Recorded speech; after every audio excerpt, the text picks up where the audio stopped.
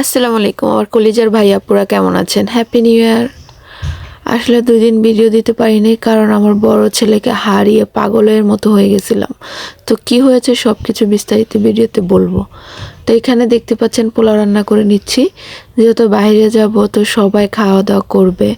দেন আরও ফ্যামিলি আসবে তার জন্য বেশি করে পোলাও রান্না করছি। তো গতকালকে কিন্তু হাঁস রান্না করছিলাম। তো পোলাওতে কাঁচামরিচ ছিল না। তো আমার ঘরে ক্যাপসিকাম ছিল। তো আমি ভাবছি যে ক্যাপসিকাম দিয়ে দেই। ফ্লেভারটা অনেক ভালো আসবে কারণ ক্যাপসিকামের ঘ্রাণটা কিন্তু অনেক সুন্দর। তো যাই হোক সেটা ভেবে আর কি দিয়ে দিলাম। কাঁচামরিচ ছাড়া কিন্তু পোলাও ভালো লাগে না। সবসময় একটা জিনিস খেয়াল করবেন, এমনি পোলাও রান্না করলে কিন্তু যদি কাঁচামরিচ ইউজ না করেন দেখবেন যে একটু খেতে ভালো লাগে না বা ঘ্রাণটা তেমন ভালো লাগে না। পোলাওর ঘ্রাণটা আসে কিন্তু কাঁচামরিচ থেকে আরেকটা এক্সট্রা ঘ্রাণ। তো যাই হোক সব মিলিয়ে আর কি আলহামদুলিল্লাহ। তো এই তো পোলাও রান্নার ডান।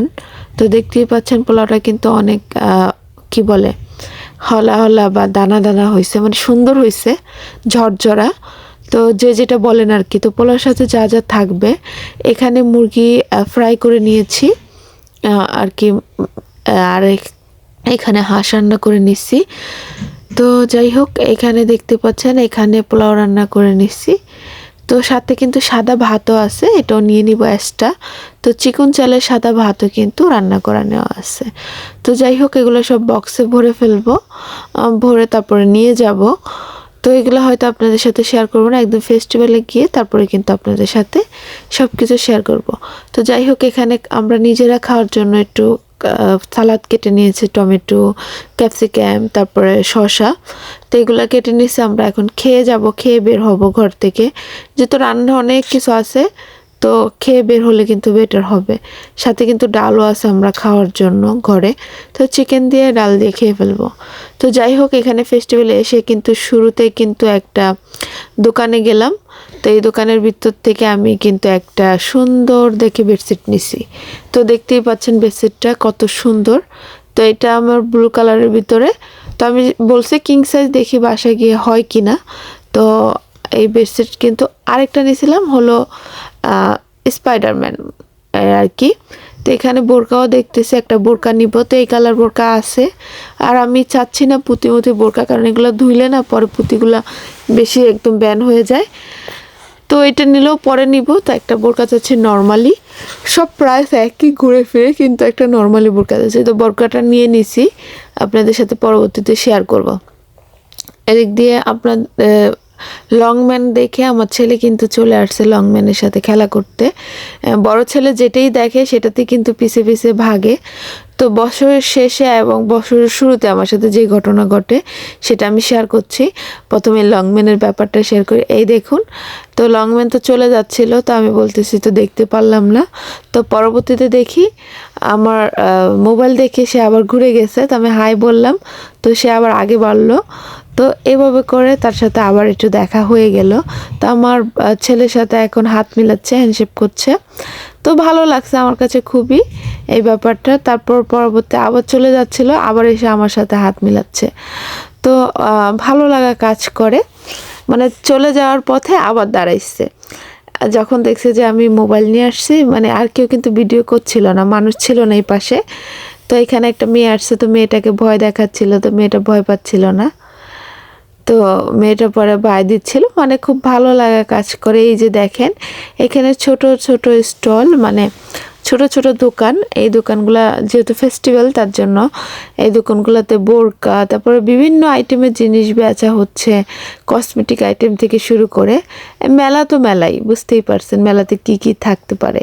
যেহেতু আমিরাতে মেলা, বোরকাটা এক্সট্রা, এটা একটা আমার পছন্দের একটা জিনিস, তার জন্য আমি বোরকাটা নিয়ে নিছি। তো চাদর দেখে চাদরও কিন্তু নিয়ে নিছি।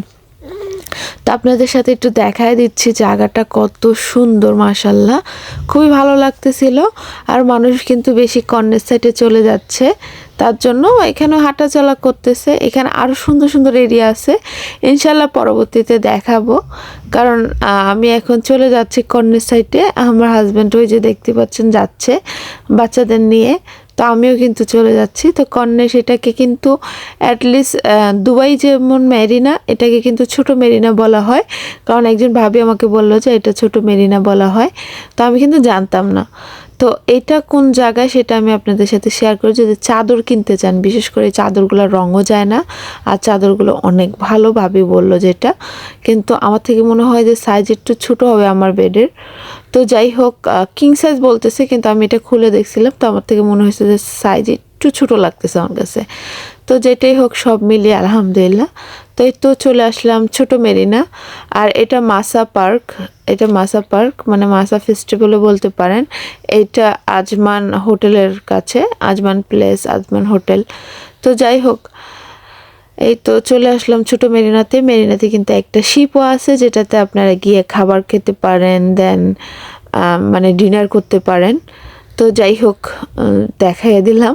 তো এদিক দিয়ে দেখুন, ওর আব্বু গেছে হলো ওদের দুজনকে নিয়ে, মানে রায়হান আয়শাকে নিয়ে গেছে চিপস আনতে, এটা সেটা আনতে। আমরা এসে বসলাম, অনেকক্ষণ হাঁটছি, তো একটু বসি। তো এই তো দেখতে পাচ্ছেন আমি ওদের নিয়ে বসছি। তো রাফি আমার কোলে সবসময় থাকে, রাহিমও কিন্তু আমার কোলে এসে বসছে, যেহেতু ওরা নাই, ও বোর ফিল করছে।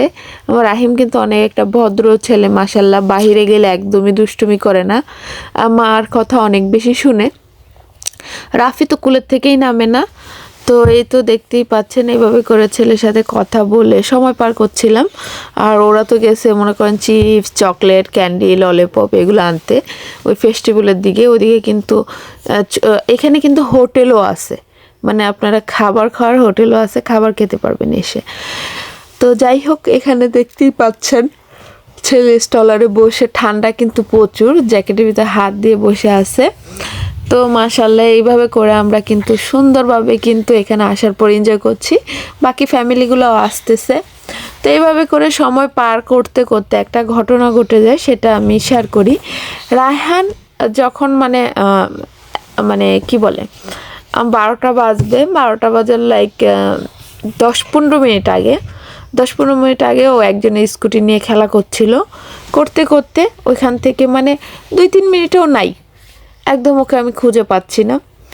আর যখন 10-15 মিনিট তারপরে আমরা খুঁজতে কিন্তু বাজি ফুটাইছে, যে কারণে বাজিটা আমি এত বেশি নিতে পারিনি, তাও আমি আপনাদের সাথে শেয়ার করব।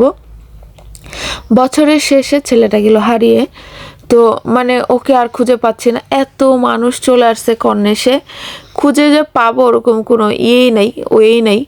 তো এদিক দিয়ে বাজে ফুটানোর সময় হয়ে গেছে, মানে 10 মিনিট ধরে খুঁজতেছে, ওকে পাই না।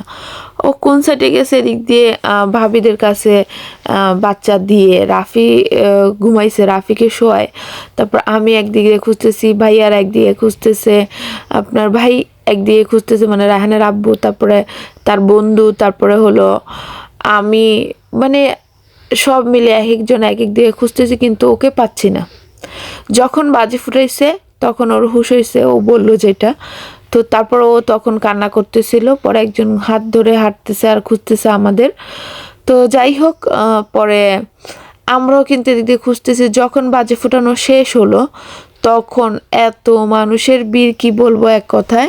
তো মানুষগুলো আছে না, হাঁটা শুরু করছে, একদম শুধু হাঁটার উপরে আছে। আমি এখানে রাহিমকে আবার ওয়াশরুমে নিয়ে আসছিলাম, তো তারপরে আর কি আমিও গেছিলাম, তো ওয়াশরুমেও লাইন ধরে থাকতে হয়েছে। ওইখান থেকে আসার সময় এই যে আবারও কিন্তু এই ফেস্টিভ্যালের দিক দিয়ে এই যে ড্রেস মেস এগুলো একটু দেখে গেলাম।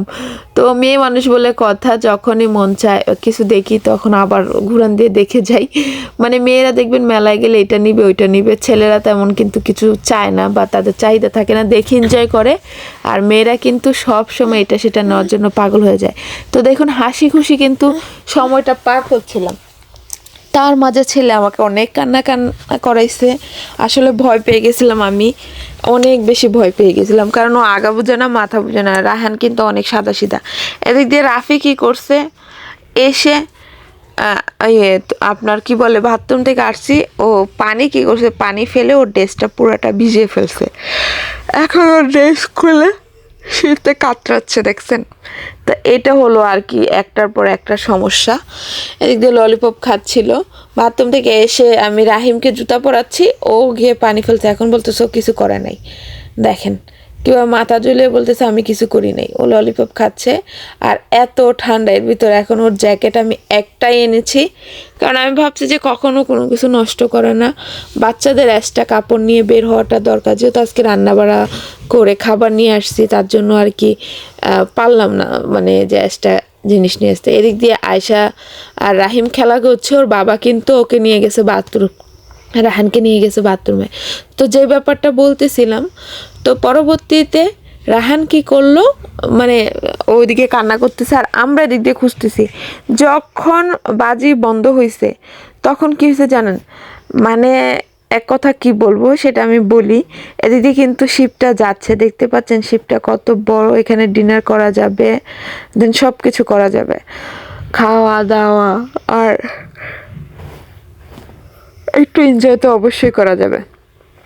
তারপরে যে ঘটনাটা ঘটলো, রায়হানকে আমিও পাচ্ছি না, আপনার ভাইয়াও পাচ্ছে না, তো আমি তো লাইক এই এই এই কর্নেসটা অর্ধেক ঘুরেই ফেলছি। মানে এত মানুষের দল, বাজি ফুটার পরে মানুষ তো খালি বের হচ্ছে। এই যে দেখতে পাচ্ছেন এই সময়টা, তো ভাবি করছিল আমাকে একটু দিছে, আর আমরা আমার ছেলেকে খুঁজতেছি পাগলের মতো আমরা এই যে বাজি ফুটা দেখতে আসছি, কোনো এনজয় মানে ওই টাইমটা আর করতে পারি নাই, জানি না কিভাবে কি হলো। তো আমার কথা যে আমার ছেলেটা গাল্লা আমি যেন পাই, আপনার ভাই তো মানে আরও বেশি ইমোশনাল হয়ে গেছে। আমার কথা আমার ছেলেটাকে যেন পাই, আমি তো দৌড়া পুরা কর্নিশ ঘুরে আসছে, আমার ছেলে পাই না। অপোজিটে আপনাদের ভাইয়া গেছে যে সেটে, ওদিক দিয়েও ঘুরে পায় না, ও ওইখান থেকে গাড়ি সেটে চলে গেছে। তো এই ঘটনা ঘটিয়ে আমার ছেলে আমাকে আর আপনার ভাইয়াকে এত কান্না করাইছে। পরে একটা লোক ওকে ধরে নিয়ে যাচ্ছিল সিকিউরিটি গার্ডের ওইখানে, পরে ভাবি দেখে ও কান্না করতেছিল, যে ভাবি দেখে পরে ডাক দিয়ে দাঁড়া করাইছে। এর ভিতরে ওর বাবাও দেখে ফেলছে, ওর বাবা ঘুরে আসতেছিল। পরে আমি তো মনে করেন কান্না করতেছি বলতে গেলে, মানে আমার মনে এমন ভয় ঢুকে গেছে যে আমার ছেলে না পাই আমি হয়তো মরে যাব, মানে এরকম অবস্থা ছিল। তো ফাইনালি আলহামদুলিল্লাহ, কারণ অনেক মানুষের ভিড় ছিল, ভয় ছিল না যে হয়তো বা পেয়ে যাব, বাট তারপরে যতক্ষণ হাতে না পাবো ততক্ষণ তো একটা ভয় কাজ করবেই। তো আর দ্বিতীয় কথা হলো যে আল্লাহ মাফ করুক, যদি গাড়ির রুটে চলে যায় বা গাড়ির তলে পড়ে যায় বা কিছু, এই জিনিসটা বেশি ভয় ছিল। ও গাড়ি রাস্তা পারাপার ও বুঝে না তেমন একটা কিছুই, মাশাল্লাহ বুঝে না একদম। আমি ওকে অনেক বেশি ঘরে মানে আগলে রাখছি, এখনকার বাচ্চাদের হিসাবে ও অনেক মানে সাদাসিধা। তো ওকে ফোন নাম্বারটা আমি শিখাইছিলাম আগে, একটা ফোন নাম্বার শিখাইছিলাম, সেটা আপনার আমার সিম বন্ধ চেঞ্জ করে ফেলছি, মানে বন্ধ কিভাবে, ও পানিতে ফেলে সিম মিম সব নষ্ট করে দিয়েছিল মোবাইল সহ। তো তখন থেকে ওইটা বন্ধ, আর এখন মনে করেন নতুন সিম, তার জন্য আরও বেশি ভয় পাচ্ছি যে ছেলে তো এই নাম্বারটা জানে না, মানে সব মিলিয়ে অনেক ভয় পাচ্ছিলাম। তো যাই হোক ফাইনালি পাইছি আলহামদুলিল্লাহ। তো সবাইকে হ্যাপি নিউ ইয়ার, আমাদের জন্য সবাই দোয়া করবেন। আল্লাহ হাফিজ, ভালো থাকবেন। অনেক বড় আজকের ভিডিওটা হয়েছে, আসলে 1-1.5 ঘন্টা বাচ্চাকে না পেয়ে পাগলের মতো হয়ে গেছিলাম, মা বাবা দুজনেই। তো সন্তানদের বাইরে নিলে অবশ্যই অনেক বেশি সেফের সাথে রাখবেন। তো সবাই ভালো থাকুন, আল্লাহ হাফিজ।